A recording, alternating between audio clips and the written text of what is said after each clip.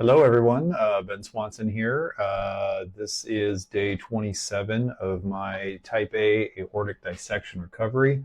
And as promised, I said that I would post my blood results, blood test results rather, from the day that this happened. So I'm going to go ahead and put these up here.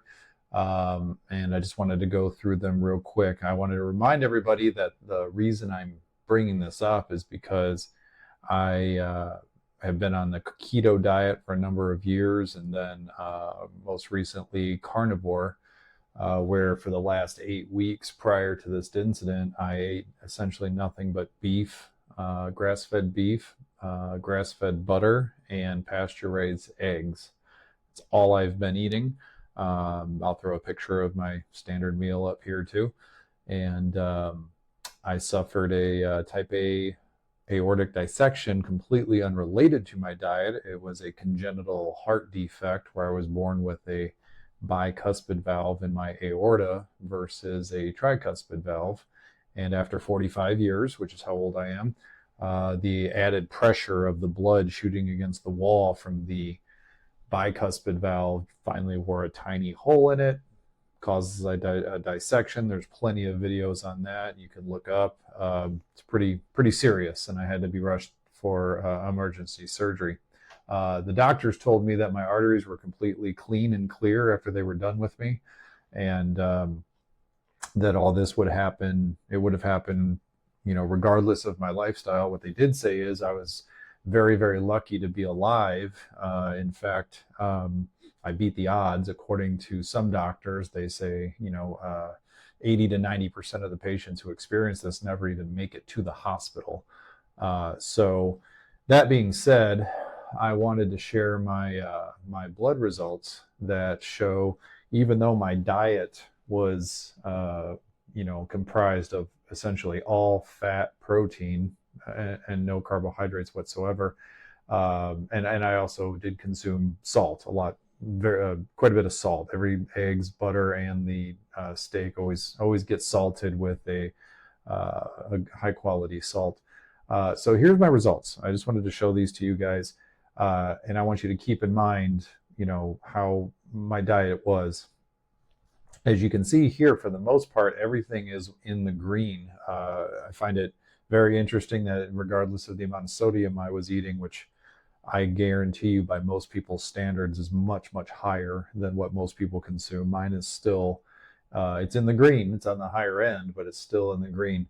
My potassium is in the green. My chloride is a little high. My CO2 still in the green, a little high. The urea nitrogen, I asked the doctor about this, and he said that that could be from a number of things regarding my situation that happened.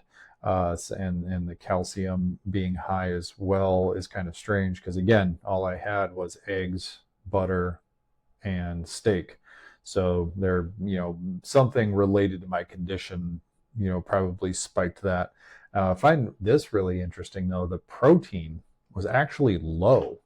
Now, I'm a pretty active person. I enjoy going to the gym and working out.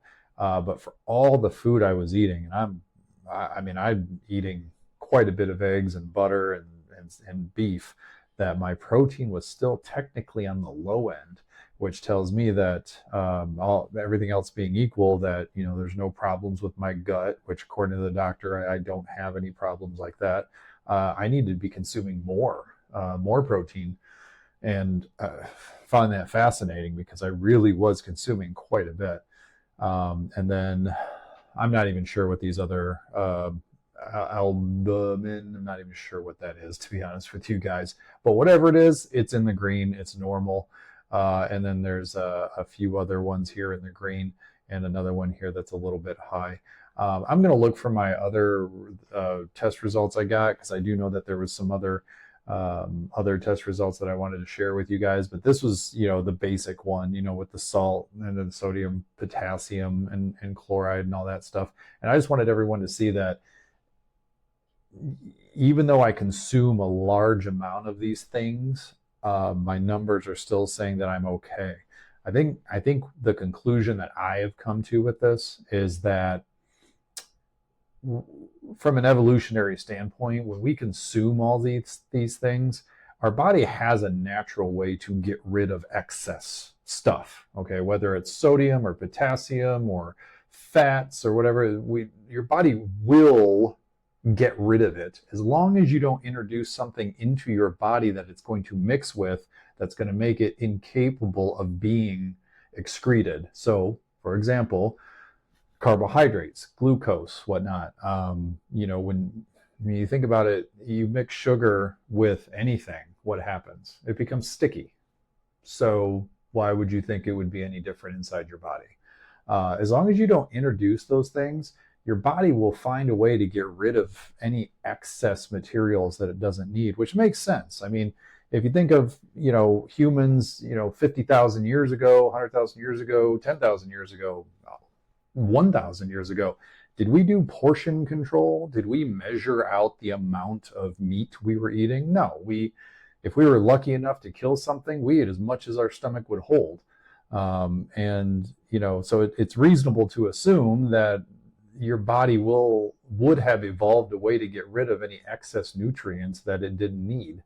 And your body is completely made of fat, cholesterol, protein, so those things, I think, will not harm you as long as you don't put anything in your body that will change the structure of it. So again, something that like sugar that will make it sticky and make it impossible or much more difficult for your body to get rid of.